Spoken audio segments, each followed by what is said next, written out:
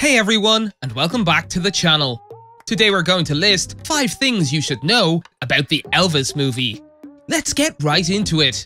Elvis, the latest highly anticipated film directed by Baz Luhrmann, is now in theaters. The ambitious project has all the ingredients to become a cult hit, from the soundtrack to the costumes by Prada and Miu Miu, and will undoubtedly cast its star Austin Butler among Hollywood's hottest young stars. But even though it's already garnering reviews from critics, here are 5 important things you should know about the movie. Number 1. The costumes are by Prada and Miu Miu.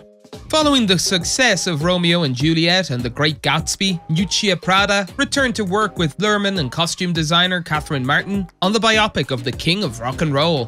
Prada and Miu Miu's clothes are a modern interpretation of fashion from the 1950s, 1960s, and 1970s, free of any unnecessary kitsch.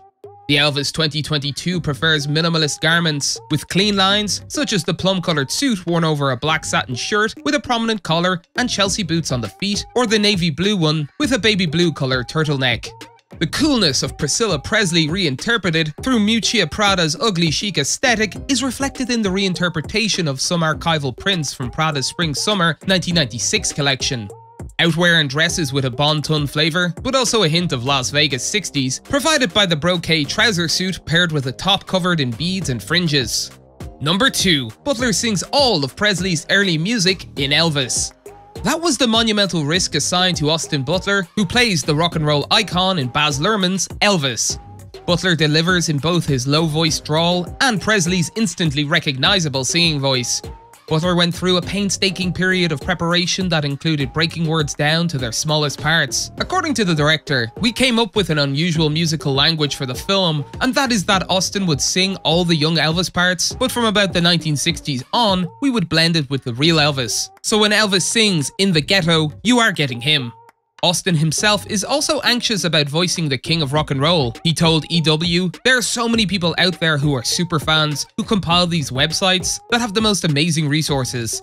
He then said, "I scoured all of them. I looked at every YouTube video I could find and every film that I could watch, and I started making my own sound catalogue." He also worked with dialect coaches, rehearsing the sound of Presley's voice until he felt he could match him not only in sound, but also in rhythm and cadence.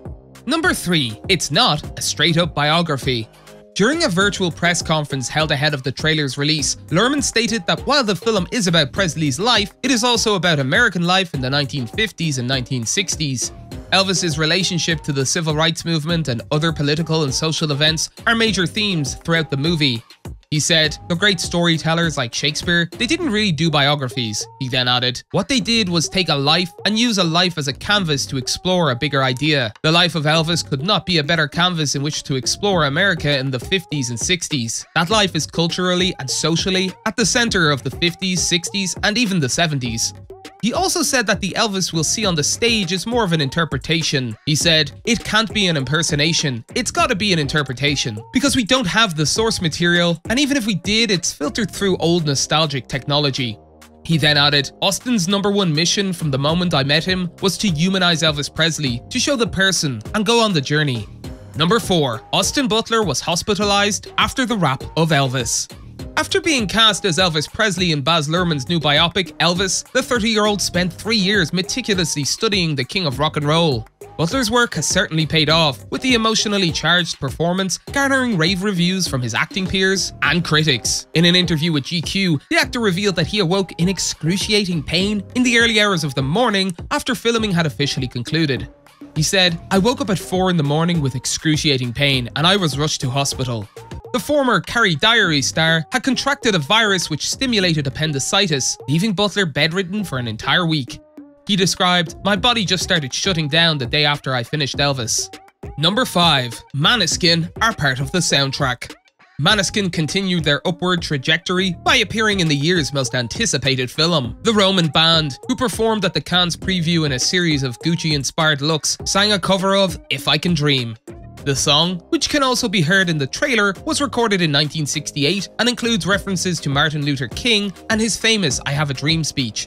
Aside from Maniskin, the Elvis soundtrack includes Casey Musgraves, Can't Help Falling in Love, Doja Cat's Hound Dog, and many other artists such as Eminem, Tame Impala, Jack White, Sway Lee, and Diplo. That's it for today. If you guys enjoyed the video, make sure to hit that like button.